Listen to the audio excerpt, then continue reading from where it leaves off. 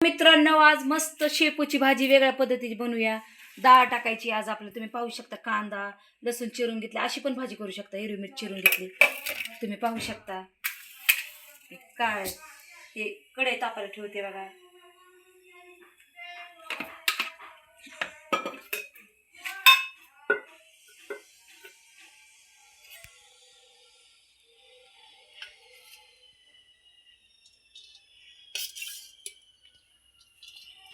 हिरव्या भाज्यांना तेल जास्त लागत नाही बरं का. तुम्ही बघू शकता कशी भाजी करायची.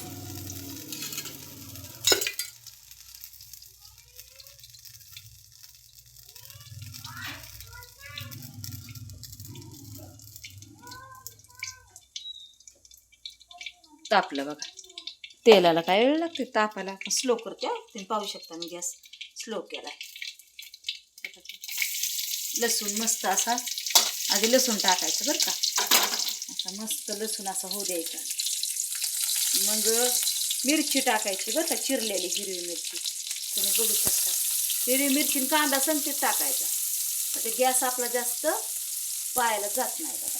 तुम्ही पाहू शकता मी फास्ट करते बरं का. थोडासा वाढवलाय बरं का. तुम्ही बघू शकता.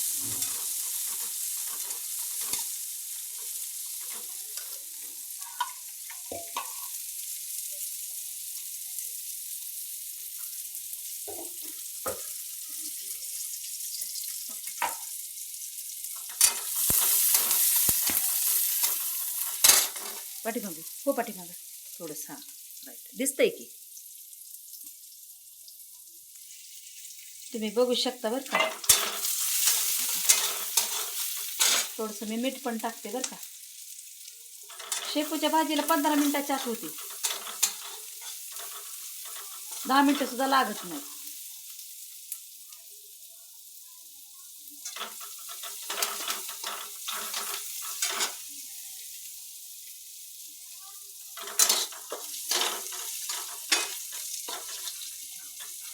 आता मी डाळ टाकते बरं का. तुम्ही पाहू शकता तेलातच डाळ टाकायची बरं का. काय करतात भाजीच्या वर टाकते तसं का. मग मीठ काही शिरत नाही बघा.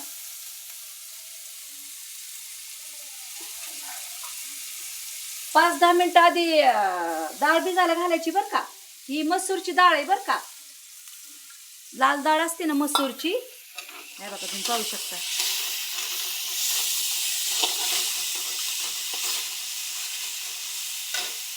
थोडंसं मीठ पण टाकते कारण म्हणजे शेपूच्या भाजीला कोणत्या पण हिरव्या पाल्या भाजीला ना मीठ असतं बरं का. कधी पण मीठ टाकायचं बरं, कमी टाकायचं. तुम्ही पाहू शकता बघा शेपूची भाजी टाकायला लागली बघा. ही आपली शेपूची भाजी डाळीतली बरं का.